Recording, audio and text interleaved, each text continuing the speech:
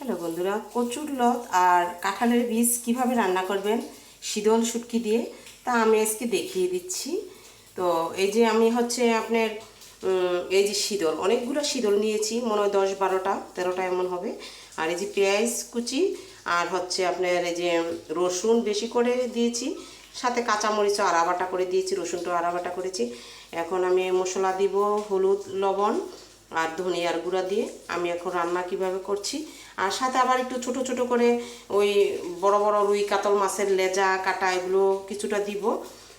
তবে যদি ছোট মাছ থাকে এটাও দিলেও হয়, যে যেভাবে খায়। ট্যাংরা মাছ থাকলে দিলেও হয়, তবে দেখি আমি হয়তো ট্যাংরা মাছও কয়েকটা দিতে পারি, ঠিক নেই, দিব, আমি দেখাচ্ছি আপনাদেরকে অবশ্যই।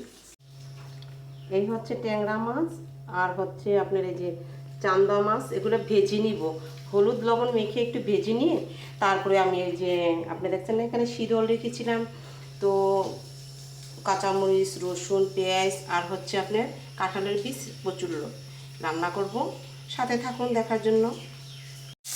এই যে ট্যাংরা মাছটা আমি ভেজে দিচ্ছি, ট্যাংরা মাছটা ভেজে তারপর চান্দা মাছটা পরে ভাজবো। এই যে চান্দা মাছটা আমি ভেজে নিয়েছি, তারপরে ভাজা হয়ে গেলে তখন আমি আবার দেখিয়ে দিব। এখন আমি এই যে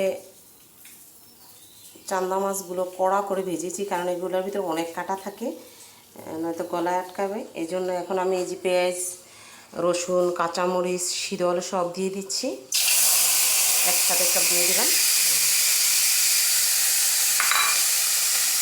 একসাথে দিয়ে নাড়াচাড়া দিয়ে দিচ্ছি সবটা।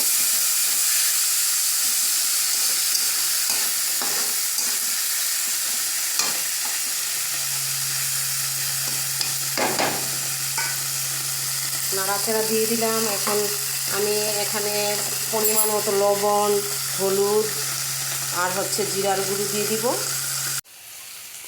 এই যে আবার চলে এসেছি, সাথে থাকুন, সাথে থেকে দেখুন আমি কি করছি। এই যে লবণ আমি পরিমাণ মতো দিয়ে দিচ্ছি, আর এই হচ্ছে হলুদ আমি পরিমাণ মতো দিয়ে দিচ্ছি, আর এ হচ্ছে জিরার গুঁড়ো আমি পরিমাণ মতো দিয়ে একটু নাড়াচাড়া দিয়ে দিচ্ছি।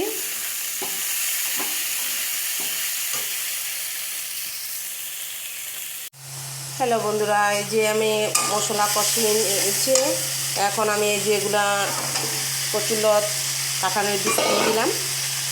আগে আমি কচুরলতটা অবশ্যই একটু ভাপ দিয়ে নিয়েছিলাম, জল দিয়ে ভালো করে ভাপ দিয়ে পানি ফালিয়ে দিয়েছি, কারণ যদি জল ফেলে না দিই তাহলে কচুরলতটা গলা চুলকাতে পারে, এই জন্য বলা তো যায় না, যদি চুলকালো তো এই জন্য আর কি কচুরলত ভাপ দিয়ে জল ফেলে দিয়েছিলাম। কাঁঠালের বীজটা একটু সিদ্ধ করে নিয়েছিলাম আগে।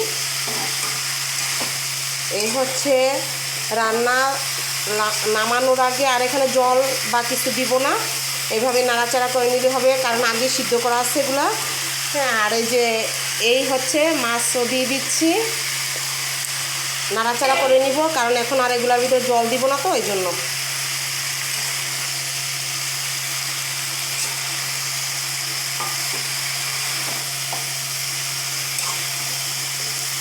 সাথে থাকুন, অবশ্যই রান্না হয়ে গেলে দেখাবো, নামানোর আগে ধনিয়া পাতা দিব।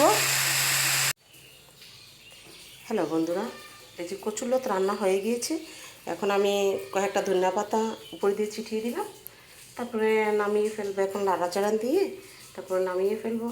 আসলে আমি অনেক দিন ধরেই মানে আমার সুচরিতা লাইফস্টাইল এবং ইউটিউব চ্যানেলে দেখবেন আজকে মনে হয় 10-12 দিন ধরে আমি একটা ভিডিও ছাড়তে পারতেছি না, বিভিন্ন ব্যস্ততার কারণে। তাই আমি আজকে অবশ্যই ভিডিও দিব, আপনারা দেখবেন, সাথে থাকার জন্য ধন্যবাদ। এই হচ্ছে আমার কচুরলত রান্না, এইভাবে শীতল দিয়ে মাছ দিয়ে কচুরলত রান্না করে খেয়ে দেখবেন। বা ট্যাংরা মাছ ছোটো মাছ দিতে হবে এমন নয়, মাছের মাথা লেজা এগুলো তো অনেক সময় আমরা খাই না, অনেক ভুর হয়ে থাকে ফ্রিজে, তখন অনেক দিন হয়ে গেলে এটা কেউ খেতে চায় না, তো ওরকম কিন্তু মাছের মাথা একটু ছোটো ছোটো করে কেটে ভেজে নিয়েও কিন্তু এরকম শীতল দিয়ে রান্না করলে অনেক মজা লাগে। এটা অবশ্যই আমাদের ঢাকাইয়া খাবার না, এটা হচ্ছে আপনার সিলেটিয়া খাবার।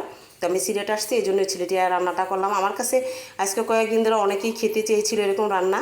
তো আমি আমাদের অনেক আশেপাশের কাকিরা আছে, এরা বলছিল কচুর লত হেরাই বেছে দিয়ে গেছে, হেরাই সব দিয়েছে, কাঁঠালের বীজও হেরাই, সব কিছু আমি শুধু রান্না করে দিলাম, সবাইকে নিয়ে খাবো তাই।